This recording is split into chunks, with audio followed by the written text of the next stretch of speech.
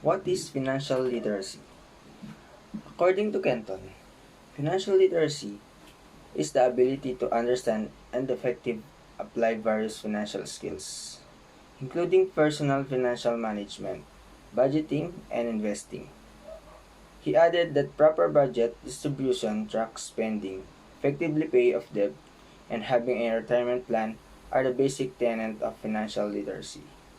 The National Endowment for Financial Education defines financial literacy as the ability to read, analyze, manage, and communicate about the personal financial condition that affect material well-being.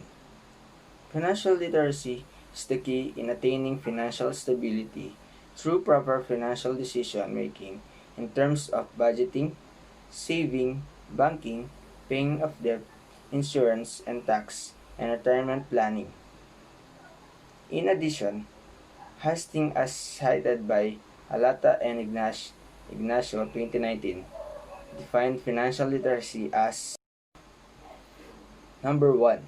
Knowledge of financial products. A stock versus a bond. Fixed versus adjustable rate mortgage. The number 2. Knowledge of financial concepts. Inflation, compounding, diversification, credit scores. Number 3.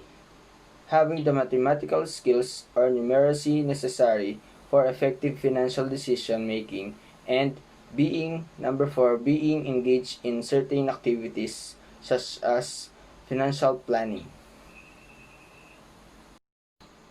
The Economic and Financial Literacy Act. The Philippine government recognized the role of financial literacy in honing individuals and its contribution in the betterment of the society. In line with this is the passing of the Republic Act number 10922, also known as the Economic and Financial Literacy Act. This is an act declaring the second week of November of every year as Economic and Financial Literacy Week.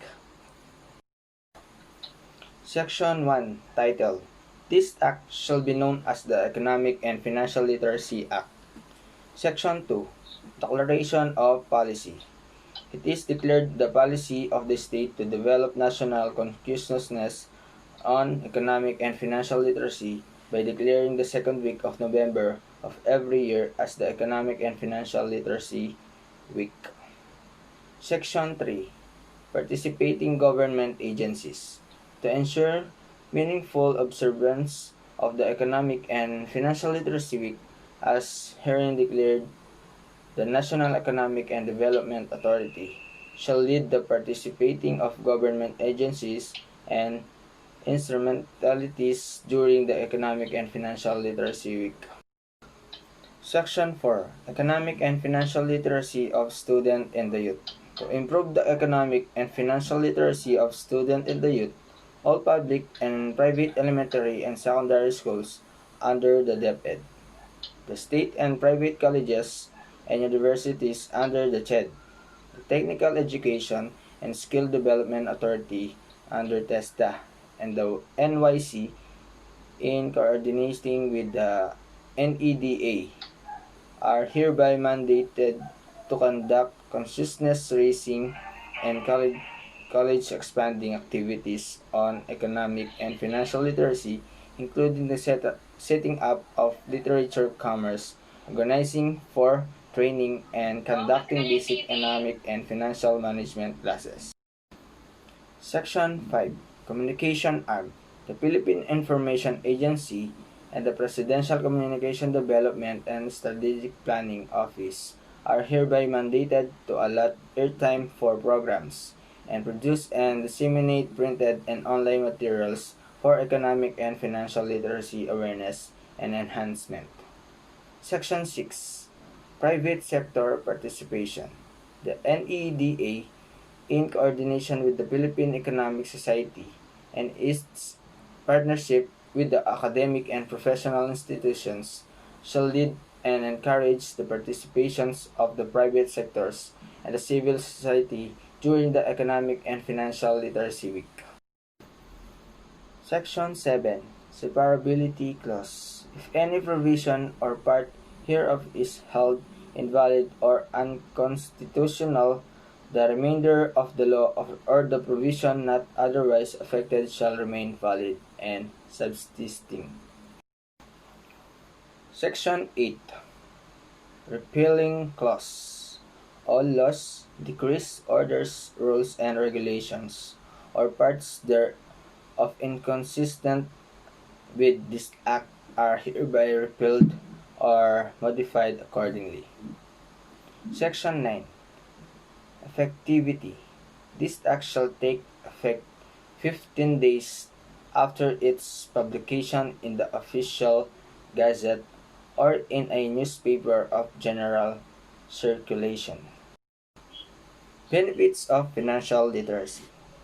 Financial literacy prevents financial abuses, which may lead to people becoming victims of predatory lending, subprime mortgages, fraud, and high interest rates, potentially resulting in bad credits, bankrupt, or foreclosure.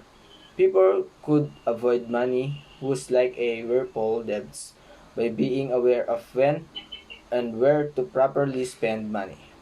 Financial literacy may impact not just individuals, but also the national economy as the contributory factor to bad businesses cycles, low saving rate, and decreased value of the money and inflation.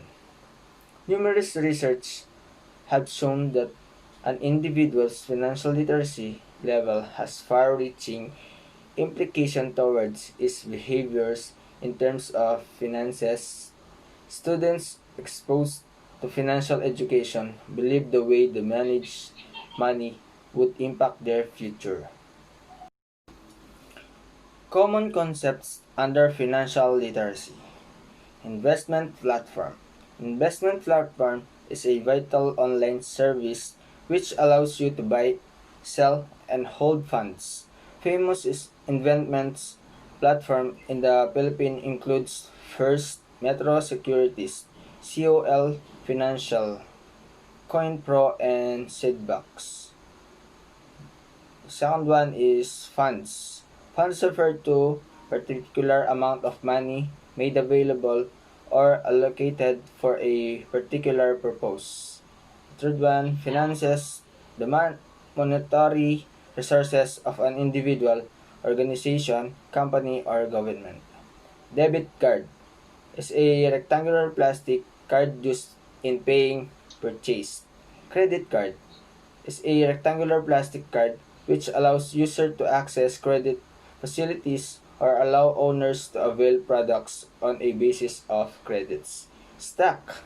A stock is a type of security that signifies ownerships in corporation and represents a claim on part of the corporation's assets and earnings.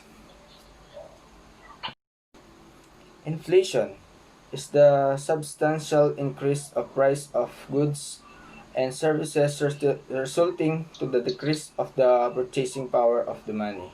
Deflation, also termed as the negative inflation, is the great decrease of price basic commodities.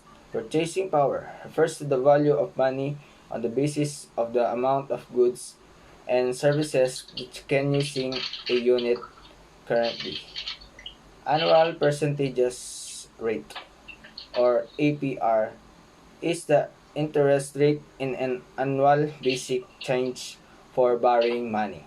Annual percentage yield, or APY, is the interest rate in the annual basis paid on a saving account, certificate of deposit, or the account that earns compound interest.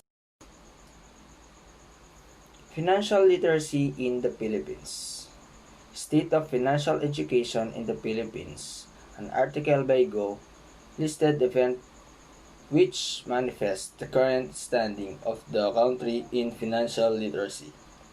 And the events are as follows. An estimated 20 million Filipinos saved money but only half had bank accounts. Second, the country is lacking of a national strategy in education or educating Filipinos toward financial education and a literacy result conducted by the Asian Development Bank.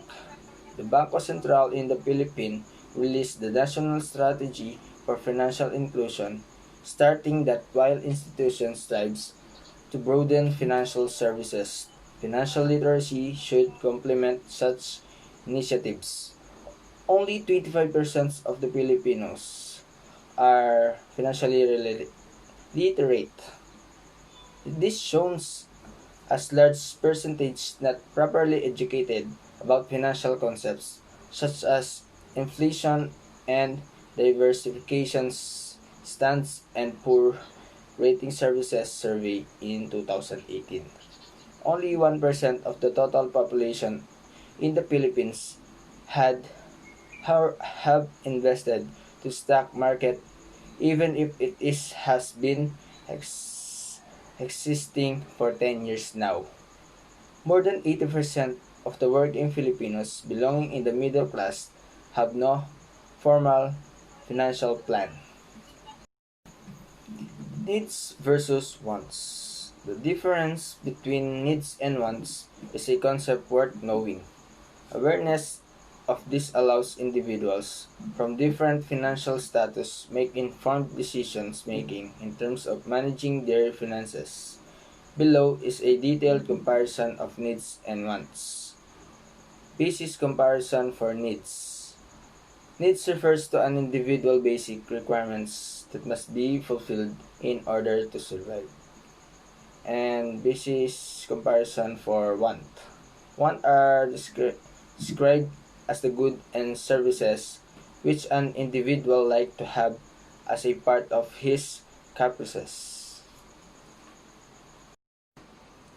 Needs are things we need in order to survive in this society. In older times, needs are limited to food, shelter, and clothing. The degree upon which the needs are met affects the functionality of an individual. For example, a student who goes to school with an empty stomach is expected to function poorly in class. This is because of the fact that one of the basic needs wasn't fulfilled. Today's needs might include things such as education and healthcare, for these things have been proven to be an effective factors in man's survival.